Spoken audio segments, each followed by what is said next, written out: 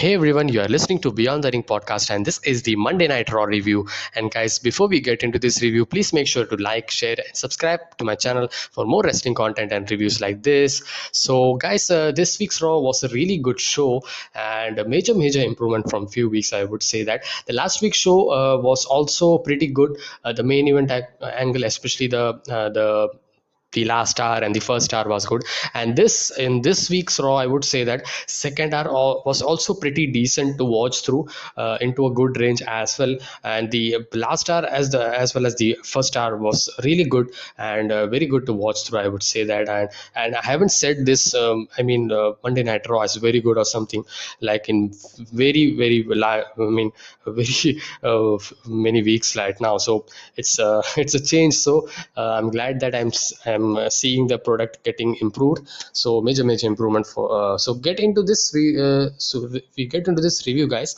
So we actually kicked off with Bobby Lashley and MVP. Bobby Lashley retained his championship, and we also saw all the title changes and the SummerSlam recap, you can say. And we then have Bobby Lashley and MVP making their entrance to the ring, and MVP spoke about how Goldberg looked great at SummerSlam, beating the hell out of Goldberg. And MVP also addressed that he didn't know who actually jumped on Bobby Lashley. It would have been anyone who could have been get a hot lock. So that's pretty much it. But anyways, guys, it's a great booking that Lashley is getting, and he's looking very like a big monster. But I was just a little thing that I want to say, that make Lashley speak more, I would say. No, don't make him like a Brock Lesnar, where he don't speak that much. So for few weeks right now, MVP is speaking very much. I mean, MVP is to listen him is very entertaining, and is very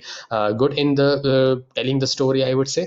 But Lashley should also get the opportunity to cut the promo of his own as well. So Lashley then was had a surprise challenge. I mean, surprise person who actually faced off against him, and was none other than the new United States champion, Damian Priest. And that was a great thing that they did. And I mean, pushing new superstars, they had a right thing. I thought about that, man.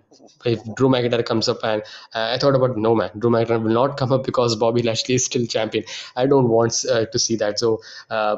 Gladly that wasn't the thing. But anyways, Drew McIntyre came out because Drew McIntyre was, Lashley was attacked by Sheamus, also came through. So Sheamus he's very angry because of him losing the United States champion. So the both of them were attacking Damian Priest, and then Drew McIntyre comes up to even the odds, and they have the tag team match. That was a good way to kick it off, I would say. And the match was pretty, going good, I would say, and it was okay to watch through. But it was Bobby Lashley actually.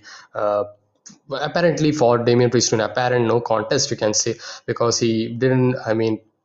Didn't he was Sheamus actually ran into it and attacked him into the end of the match. So that was the finish. So false finish, I would say that. But still it was a good angle that they played out, and a good opening for Monday Night Raw.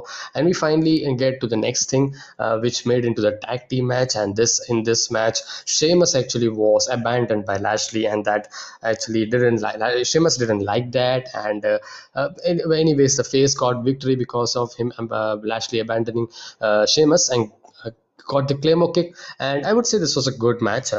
A good match to watch through, and I really like it. Very strong tag team match, I would say. And we get to the next thing, which was an interview by Doudrop, and she said that she likes the name, and she's going to challenge Eva Marie for what she's doing, disrespecting her. And Eva Marie has also an attack. So this match is confirmed for next week, Eva versus Doudrop. And Piper Niven is liking this name. I'm still not liking it, I don't know. But again, we get to the third match, we can say, because the first match we had was the singles match, Bobby Lashley versus Damian Priest. I would like to see this match in one of pay-per-view or something. I really like the way actually they were starting the match. I mean, they didn't do that so much, because Sheamus came attacking him, and Drew McIntyre have that, and then they made to the tag team setup. But I would love to see a pay-per-view match for the WWE Championship in the future, because it's not happening now because he's the US champion. So yeah, that's another thing. And we next get to the match, third match, Karrion Cross was Ricochet, just a squash match. Ricochet got locked into cross jacket, and Karrion Cross got the submission victory. And the funny thing was, Karrion Cross came out into a mask, some kind of I mean, Dean Ambrose mask that he had, the heel turn mask he had. Very funny. I mean, one of the gimmick changed by Vince McMahon. It's not. I'm isn't liking that. I want Scarlett, man. Scarlett is major missing for him, and his character needs that. I don't know when she will be coming back, but the first hour was pretty much really good to watch through, and we had a footage from SummerSlam of the Baron Corbin Biggie interview and all, and then we had Logan Paul showing out backstage with Viking Raiders, and then we had Sheamus confronting Lashley, and that was interesting. And I think so. This is the thing that they're going to do at Extreme Rules. Sheamus versus Lashley. I'm onto it. I would say that, and I'm very interested to see both of them kind of ripping each other. Both of them are very good strikers and smash mouth style wrestling, and so I would like to see that. And yeah, uh, hitting the hell out of each other kind of. And I would love to see that. And I think so Goldberg versus Lashley is a pending thing, and that I'm expecting that could be at Crown Jewel in October, I think so. So again, we get to the this was the first hour, and we were getting the first hour, and John Morrison hosted Moist TV in the ring, and it is Logan Paul. And Logan Paul was getting major boost from the crowd. And Logan Paul asked why is he being hated by everyone, and everyone is not listening to him. And anyways, he wasn't very interesting addition that they thought about, and they should stop bringing Logan Paul. And again they are bringing against him with the heels. So they are, I mean, obviously they would be I mean, the fans would be booing out, because the Miz and Morrison are the heels. Even though they have the comedy stuff, they are the heels. So very fun segment, I would say. And it got into the hour two as well, the segment. And the Miz actually came back, and Miz and Morrison have the something going on, because I mean, how he actually faked the injury and all. And Miz actually said that, I mean, are you thinking that I've actually played out all the things? And they aren't in the same page. But then we got Xavier Woods making his entrance. And he actually had a moment with Logan Paul on the stage, and Woods headed to the ring. And the broadcast team, I mean, hyped Woods was missed. This is the next match after the break. And this was also a good match, I would say. And before that, we had a SmackDown, this advertisement as well. Lesnar Lynch would be in this week's SmackDown. I am very expecting. And we had Elias Vignette as well, and he's not Elias anymore, he says. And kind of looked like the late Luke Harper. Kind of an Undertaker hat as well he had. So I hope so WWE don't pull it off very well, this gimmick, the new gimmick that he's going to be coming with. So we get to the fourth match, Xavier Woods versus The Miz. This was also a fun match. I mean, a good TV match that was good to watch through. And yeah, Xavier Woods has been so much improved as a single superstar. I mean, it's so surpassed the expectations of fans, and we didn't know that how much of a good he is. I mean, he's been proving for 4 to 5 months. He's been so much good in singles wrestling as well. So Xavier Woods beat The Miz by an inside cradle, because they have, John Morrison actually tried to use a dripstick, which both of them ducked away anyways. But then that got a distraction for Miz, and that actually called a cradle for the Xavier Woods, and scored the victory. And that led to the much awaited heel turn. I mean, the much awaited turn by Miz on Morrison. And Miz and Morrison were going to celebrate with the dripstick, but he attacked John Morrison very brutal. Yeah, pretty much brutally, I would say. Pretty much very good attack, I would say. And he had the skull crushing finale, and that was it. A good heel turn. And I'm very looking forward to their match at Extreme Rules. That I am very hopeful. But I don't like the fact that the booking that they do, if something, a heel turn happens and then they do the match at Monday Night Raw. I don't like that booking, because you're just throwing away the match.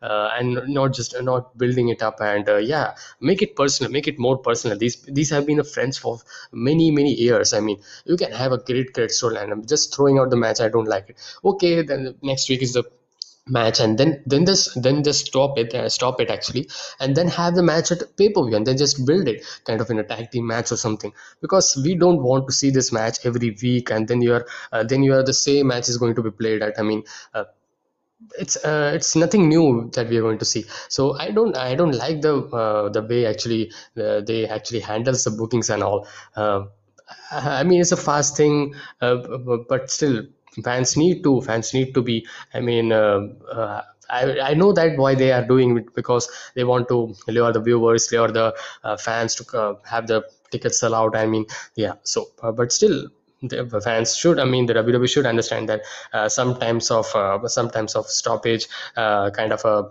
good. I mean, storytelling is a build up is good for anything, that I would say, and a good babyface, great babyface turn for Morrison, I would say, and.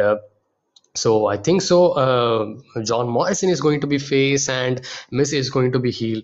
That's from I think so. And we had a highlight set from SummerSlam of Charlotte Flair beating Nikki Ash and Rhea Ripley to win the Raw Women's Championship, and we had a 24/7 Championship fun segment where he was actually jumping over. That was a fun thing as well. And then we had a next match, Jinder Mahal versus Mansoor. So I mean, this wasn't very much. I expected Jinder Mahal getting the victory, but it was not. Mansoor actually defeated Jinder Mahal by DQ. Mahal ended up booting to Mansoor in a corner, blew off the referee's 5 count that he was expected to call. That was so. I expected Jinder Mahal to get the victory, kind of not having a lost major blow to his character. So I thought that Jinder Mahal should have got the victory here, because of his underwhelming rivalry with Drew McIntyre, and I don't think so. This is going to be continue, and this wasn't a good storyline that they actually continued with.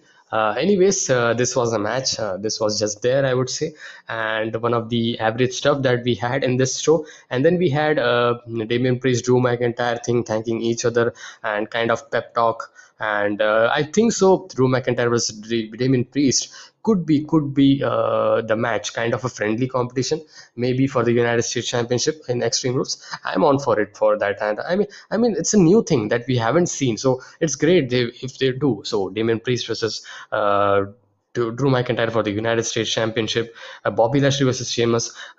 It's a good match. It's great booking for Monday Night Raw, I would say. If they build it correctly, it's going to be good, because this is new thing that we're going to see. So that's why. And we had Charlotte Flair coming up, and she kind of giving a in-ring promo. I would say that this was a better promo than 2 weeks or last week. I think so. She had a promo, and yeah, I would say that. But as it doesn't I mean it isn't great to listen to blabbering around your your achievements and all everything. And she actually explained that she's a 12-time champion now, and this is the whole thing. One time Divas champion, 6 times SmackDown champion, and 6 times now Raw Women's champion. So she actually pretty much explained how her reign is going to be, her reign is was actually. So it was a fine thing. I mean, then we had Flair said she was there to restore order, and it's time to that a real woman held the title. No one actually were interrupting, but then we actually got an interruption finally by Alexa Bliss, and this is interesting. Alexa Bliss with Charlotte. We have seen their rivalry before, back when she was the different gimmick. She was not the Fiend gimmick. She is going through right now, Alexa Bliss. So that was good. She said just hi. Lily wanted to just say hi. She says, that was pretty much it. I would say that it's a good thing that they started off, and pretty much we have 4 to 5 weeks now, so they can build it up. So Alexa Bliss Charlotte Flair is going to be good, and I'm very expecting to be a great match. And yeah, the Extreme Rules card is looking good, if you think so. If this is the way they are going to build up, it would be good. And we get to the next thing, where Basler Jax had some kind of a kind of a talk, and I didn't pay attention that much. We were getting into a match, Nia Jax and Shayna Baszler versus Rhea Ripley and Nikki Ash. As much as I was not expecting to be a good match, kind of average. My thought about, but I really liked the match. I mean, the performance was good. The heel character, the heel work of both Shayna Baszler and Nia Jax was good, and Nikki Ash is, I mean, slightly improved after that SummerSlam match. I would say that. Don't know. I'm liking her character in this week's. I'm saying, and I like her comeback and all, and I'm getting into it. But it's like a start-stop thing. Sometimes I get into it, sometimes I don't. She's not very good in promo talk, so promo ability is not very good. So that's what when she actually is getting a negative point for me. I would say that, and I like this match. I would say crowd was also had pleased by this match, and that's good. And we had Morrison, the Miz, this turn that was shown, that was good, and this match is confirmed for next week. Obviously, we have said that, and we get to the main event finally, and that was Riddle versus AJ Styles. As before this, we had a segment, and Riddle stood in the ring and kind of a celebration, RK Bro celebration. Randy Orton comes out, and Randy Orton is still kind of like a. Is he going to be the right thing? I mean, he should just change the character and be funny right now. I mean, yeah, pretty much you have just been I mean, good friend with Riddle, so you should get into that vibe, I would say that. And he is kind of pissed that he isn't able to do that gesture, the Viper gesture that he do, and because of the balloons that being tied up in all the four ropes, and that was funny. And then we had Riddle kind of congratulating, and AJ Styles come up. AJ Styles had jealousy, and they actually lost the tag team titles. So that's a I mean, this was going good, very fun. And then AJ Styles come out. I was like, man, it just came out in a very awkward time, and just he is a heel, so almost also come out. I thought about that. Is AJ Styles going to be in a singles run? I mean, almost is not there, but almost came into the ramp, and they actually AJ Styles actually said Riddle didn't even hug or didn't have a gift or something for you, and you just having the moment. I mean, just having a difference, just having to create a difference between the two of them. I like the segment, all the talkings and all the promo that they do. These are the best performers, and you can expect a very good performance even in their promos or even in their matches and all. And we were getting to a great main event. I was expecting Riddle versus AJ Styles, and this was such a great main event, man. And such a well-oiled machine they are. I mean, they can't have a bad match, and they are so good with each other, just reversing all the things, have a drama building up. And I liked the match very much, and I was very into this match, especially the in-ring shenanigans was also, I mean, good, where Randy Orton was I mean, almost kind of was helping distracting Riddle, and Riddle got distracted for that, and Randy Orton came about and came attacking Omos, but Omos actually threw Orton into the barricade, and that led to then that kind of a distraction kind of opening for AJ Styles. And then Randy Orton actually attacked with the Riddle actually gave the gift, the scooter gift, and the scooter looks very great, man. It's looking very nice, beautiful, I would say that. I would like to have that if but I don't know if I would be, but it's nice to see, and I would say that Riddle actually, Randy Orton actually attacked with that on Omos, and that was that got a great pop, I would say. And AJ Styles kind of distracted for that, and AJ Styles turned around and get a bro mission. I mean, bro Derek. And I also like that bro mission, the counter, that counter of the submission that Styles had. The what's his submission name? I don't remember. The Calf Crusher countered into a bro mission, and that was great, man. And such a drama they had in this match, and a very good main event, I would say. Great main event, and a very great main event to close out the show. I would say that this show was very balanced. Very few bad stuff. If you can nitpick, I would say that Shayna Baszler Nia Jax thing was, even though the match was good, I would say I was into it. And the Jinder Mahal versus Mansoor was the thing that was negative. And we haven't had a rematches as well, and pretty. I mean, so much things that actually happened as well. The Demon Priest challenge, maybe for the, I mean, kind of a think that maybe he could going to be the for the WWE Championship. Maybe he could be losing the championship for Sheamus, or maybe Drew McIntyre. That's a great thing going on whole situation. And we have the turn of Miz, and that was good. I would say that. And the yeah, and the main event as well. And the best thing is the RK Bro, man. I'm very into it this, and I'm very happy that Monday Night Raw is improving. I hope to see a good episode for next week as well, because next week's Raw is very interesting as well. If you look at the card, because we have Miz and Morrison, that match, and we have He versus Doudrop. I'm not very excited, but they are having finally that tag team is not going to be, and that's good. And we have also one match, that Lashley versus Sheamus as well. I'm very looking forward to this. This could be a great match as well, great main event as well. So this is a Raw review, guys. Monday Night Raw review. I hope you like it. What are your thoughts on this week's Raw, and what were your favorite match and moments from this show? I pretty much like this show. Very like this show. I would say really good show, and you can watch it through. And so, guys, I will see you guys in the next one. Until then, be safe, stay energetic, and peace.